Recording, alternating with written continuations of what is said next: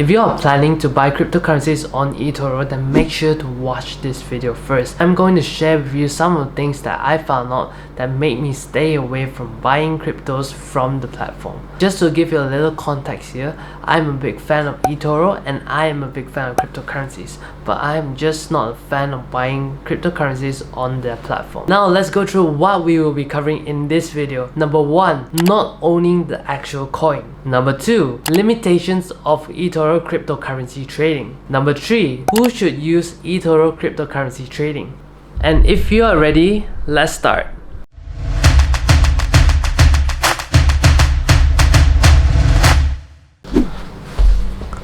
So when you are buying cryptocurrencies, there are actually two types of purchases. One is called a CFD, contract for differences, and another one is actually buying the coin. Let me give you an example. My friend Jimmy wants to buy gold. He goes to this gold shop and asks for $100 of gold. The owner gives him a piece of gold. Now he can bring that gold back home, he can give it to friends, melt it into some gold teeth. He can do anything because the gold is his. 3 years go by, he decides to sell it. He goes back to the same shop and the owner tells him his piece of gold that was worth $100 was worth $150 now. He is still in control of the gold. If he decides not to sell it, that is his choice. Replace gold with cryptocurrency, and now this is similar to the process of owning actual cryptocurrency. Now let's talk about the second situation where you are buying contract for differences. My friend Sarah wants to buy gold, but she doesn't want the hassle of hiding all her gold in a house, so she goes to the bank and asks for paper gold. That account will mimic the price of actual gold. Sarah decides to buy $100 of paper gold. The bank gives her a piece of paper and she brings that paper home. She cannot do anything with the paper because it's just a paper. 3 years go by and now she decides that she does not want this gold anymore. Now she goes back to the bank, give that paper back to the bank. Her account has risen to $150 due to the rise in gold prices, and now she has made a $50 profit. Now the only difference between the two methods is that Sarah did not own actual gold throughout the entire process. She owns a piece of paper, which is the contract that we are talking about. She only wants to make a profit from gold prices. But Jimmy is different.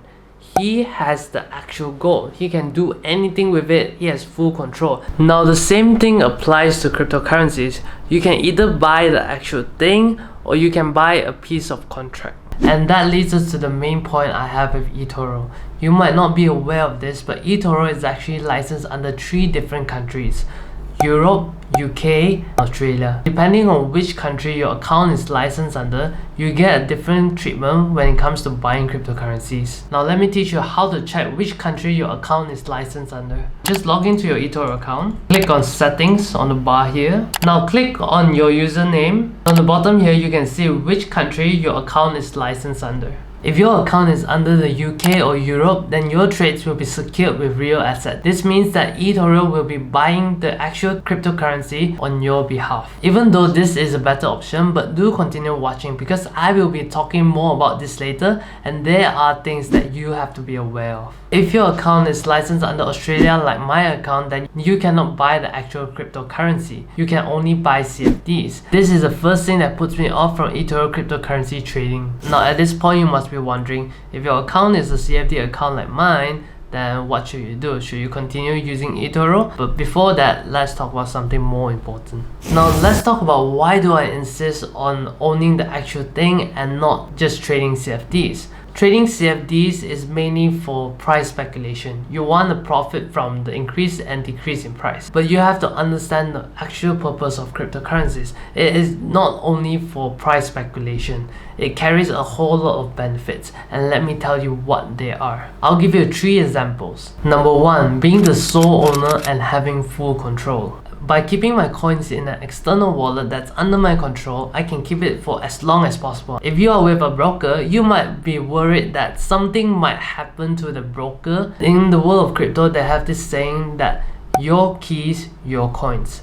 It means that you should have full control of your coins for it to be yours. If you store your cryptocurrency with a broker and something happens to it, the broker might not be able to give that back to you. It has happened and it might happen again. Number 2, a digital currency. They are removing the traditional barriers of sending money to someone on the other side of the world. Today, you can send money to someone on the other side of the world with minimal fees and minimal delays. If your coins are with a broker, especially with eToro, then you might have some difficulties in sending your coins, and I'll tell you why in a moment. Before that, let's talk about number 3, supporting the project. A lot of these coin projects actually have a team behind them. They usually have a mission. For example, Cardano, bring financial system to Africa. Ethereum, they are using it for smart contracts. Cryptocurrencies were not only meant for price speculation to get people rich, it has a deeper purpose than that. And by owning the actual coin, we're actually supporting the project behind it. We're keeping the entire project alive. And a way of thinking of it is that holding coins makes you a shareholder of that project. Now remember where I said some eToro accounts actually can buy the real cryptocurrency, but there are some problems with it.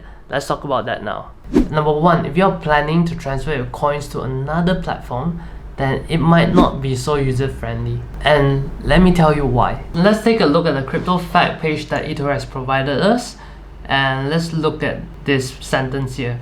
You may transfer coins up to the value of any deposits made via wire transfer using Neteller, Grail, Rapid Transfer, or local online banking. Now the problem is if you are using a different payment method like credit card, PayPal, or Union Pay, you have to wait 60 days before you can withdraw that amount back to your account. I mean, why is this so complicated? When you are using other crypto platforms like Binance or BitMEX, you can transfer your money out anytime, even after you just put it in, because that is your money. You are entitled to it. But let's say you manage to transfer it out. That's another problem. Look at this sentence. It can take up to 5 business days for eToro to process the transfer request. From the moment that the request is processed, it can also take an additional time for the coins to appear in the wallet. Please note that there may be further delays. Let's just say it takes 5 days for the amount to be transferred. If you want to maintain the crypto and you want to transfer it to an external wallet, 5 days is a lot. 5 days is like 5 months in the crypto world. An additional thing is that they don't process your request on weekends and public holidays. And when you have a slow processing time like this, it might not be so user-friendly for people who wants to take their money out fast. I understand where the platform is coming from. I mean, they have to obey by the laws set by regulators. You have to be aware of this before you start buying or trading cryptocurrencies on eToro, because I have seen people who are complaining that they only found out about these rules when they wanted to withdraw. And because of that, they start complaining. But if you know about it and you are okay with it, it's fine. Feel free to use eToro. If you found the content helpful so far, make sure to smash that like button and subscribe to the channel so you can help more people find this video. Now let's talk about the second limitation about eToro, which is the staking feature. Staking works like dividends. You can choose to lock your coins, and by locking your coins, they will give you more coins. If you want to learn more about staking, make sure to watch my video which I did on Cardano. Now, if you're planning to stake on eToro, then you might want to read their terms and conditions properly. And depending on your account tier, you may get a different treatment. Now let's look at this chart. You can see that for bronze member, which means that you have an account that's below $5,000, you get 75% of staking reward. If you have a silver account and above, which is $5,000 and above, you can get 85%. For a diamond account, which means over $50,000, then you can get 90%. When you think of it, a lot of us might only have accounts below $5,000, which means we are only eligible for 75%. This is actually quite low. The problem I have with this is that staking is actually quite a simple process. And on my Yoroi account for Cardano, I actually set up the entire thing in less than maybe 10 minutes. If staking coins is one of your main priority, then you might want to consider a platform other than eToro. Now let's move on to the third part. Who should use eToro cryptocurrency trading? By all the limitations that we have talked about, there are actually good things about eToro. For example, eToro is a legit broker. The good thing about eToro having all these licenses is one day if something happens to eToro, you can actually go to these authorities and get your money back. There are certain situations whereby I would recommend using eToro for cryptocurrency trading. Number 1, you just want to make money from cryptocurrencies without all the hassle of setting up accounts, buying from brokers, and you just want to do it with a click of a button. Then you should definitely use eToro. And this is not wrong, it is just one of the trading styles out there. And the second type of person who should use eToro would be someone who wants the entire portfolio in one place. As you know, eToro offers more than cryptocurrencies. They offer stocks and they offer forex. So if you want to have your entire portfolio consisting of stocks, cryptocurrencies, forex all in one place, then eToro is a place for you. However, if you are a long-term investor and you really want to be involved in the cryptocurrency space, then I would really recommend an external platform like Binance, who specializes in cryptocurrency. That's all for today, and I really hope that this video can actually help someone out there. Let me know in the comments whether you like this style of filming where I actually change the scene and move around a bit rather than just sitting there and talking the entire video. Stay happy, I'll see you in my next video.